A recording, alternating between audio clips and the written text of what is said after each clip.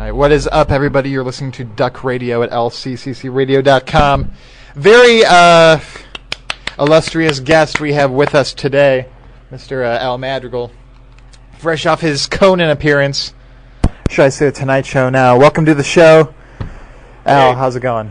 Great. How are you guys doing? We're doing all right here. It's damn early. Have I met you before? Yeah, you came down to the benefit show at our college. We talked in the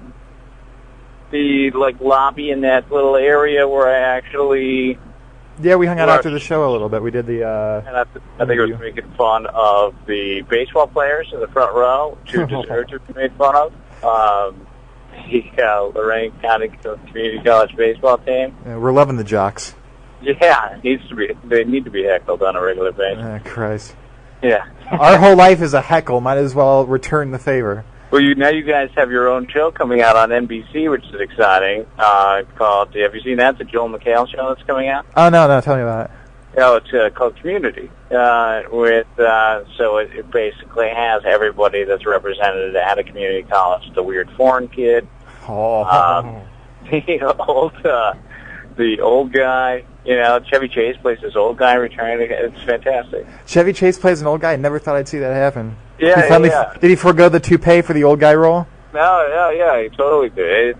He looks great. It looks like a really funny show for a change. Yeah, well, Chevy Chase is in it. He's usually got a pretty great track record. I mean, the Fletch movies and... No, but ise not so much. But, I mean, he's like this comedy legend still that I love to see. So, and then how's everything happening there? I had a great time when I was there. I went out and I did stand up, and then I went to a Dave & Buster's afterwards. Oh, and, buddy.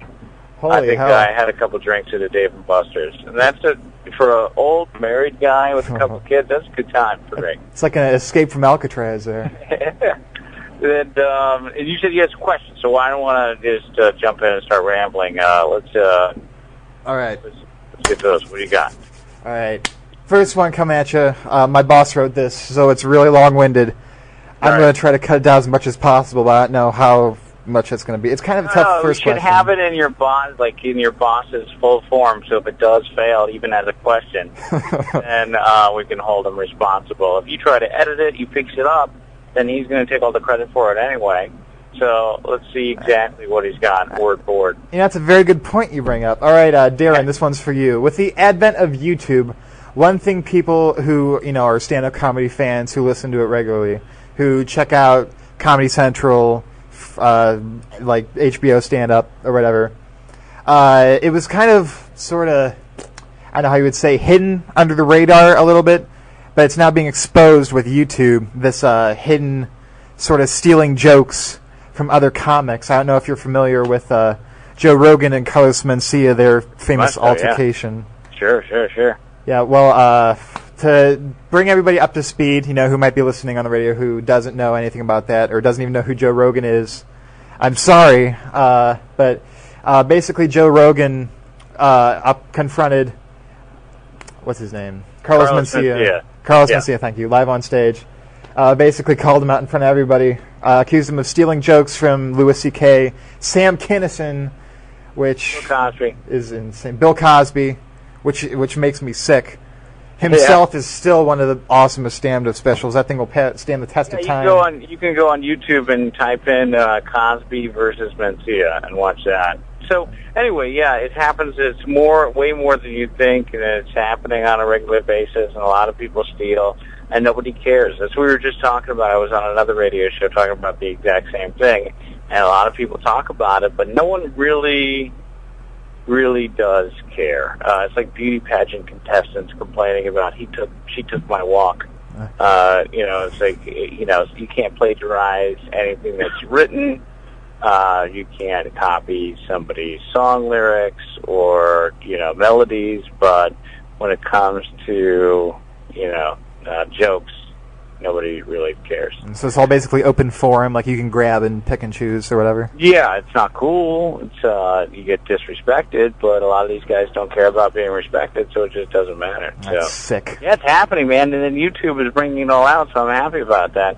I mean, especially when you go to the Versus things, you can watch, and with TV, you can watch people doing it, but in vaudeville, I think they all did that. Like, are you using this tonight? Okay, I'm using it. And there's just all guys using the same jokes. So, look what we're doing, and look at the people you have doing it. Of course this is going to happen. Comics are all scumbags. All right. Have you ever experienced this? Has anybody? I know you work very original.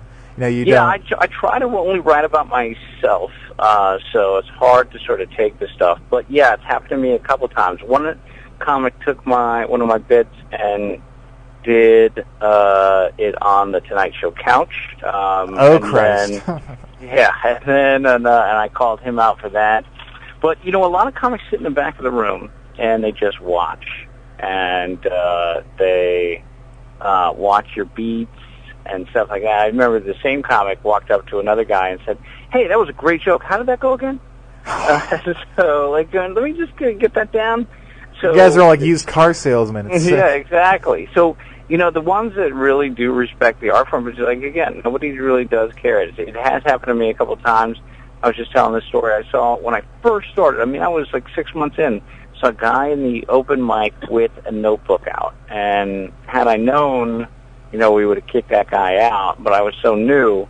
And then I saw one of my jokes being done by a very big comic, and everybody just looked at me. Son of a bitch. And said, "Oh my God, that is your bit." And it was a long one too. Like, it was very... it was like a whole bit, like a whole premise. It was original. It was maybe like 5 minutes. And, yeah. So anyway, it happens, man. You just gotta be... keep a level head and just keep writing, and it just shouldn't matter over in the long run. All right, I'm going to seek this out from you because you brought up the point.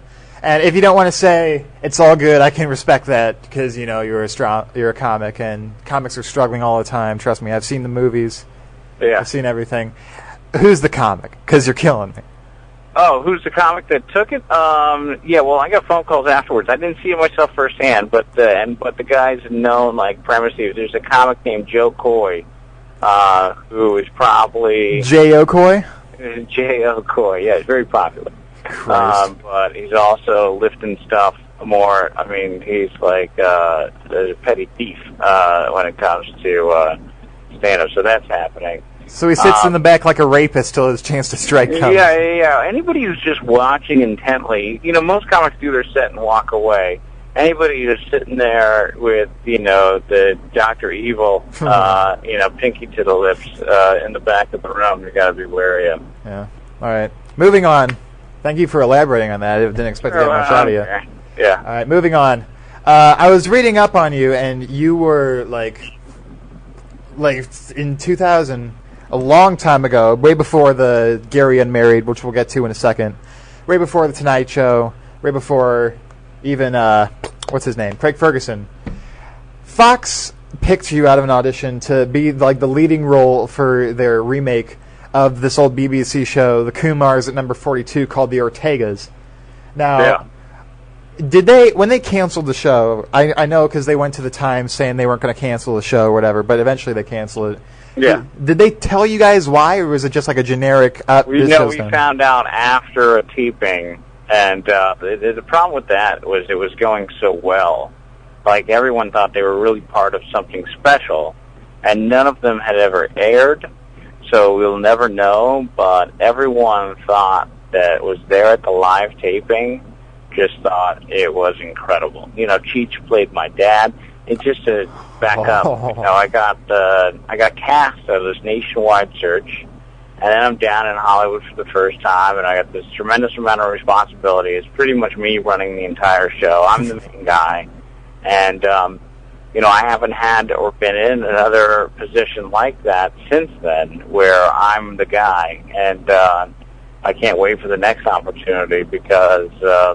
That one sort of slipped through my fingers, but I should have been famous, man. I was on, the entire show was all built around me. Every single part, every single scene, with Cheech following my lead. And how cool is that? Yeah, that's amazing. I wouldn't expect that because you're like fresh out of comedy going into TV. I don't know what I've been doing comedy for 4 years, and all of a sudden I've got my own TV. You got Cheech playing off of you. That's crazy. Yeah, it's crazy. All right. Getting to Gary Unmarried now, because I know it's the big thing. Trust me, I've got a friend who watches it religiously. It's the big thing. I'm actually, with Gary and Mary, that's the CBS Jay Moore show. I'm actually not on that show anymore. Since when? Give me the scoop, yeah, man. they let a bunch of us go. Now, I was a painter, and they're going to stop painting, so I guess that happened. But they're going to have Gary, walk into a sports talk radio station and get on the mic and all of a sudden be a sports talk radio host. Oh, Christ, what is this, Frasier? Yeah, exactly. I mean, Frasier was good. It's going to be a disaster.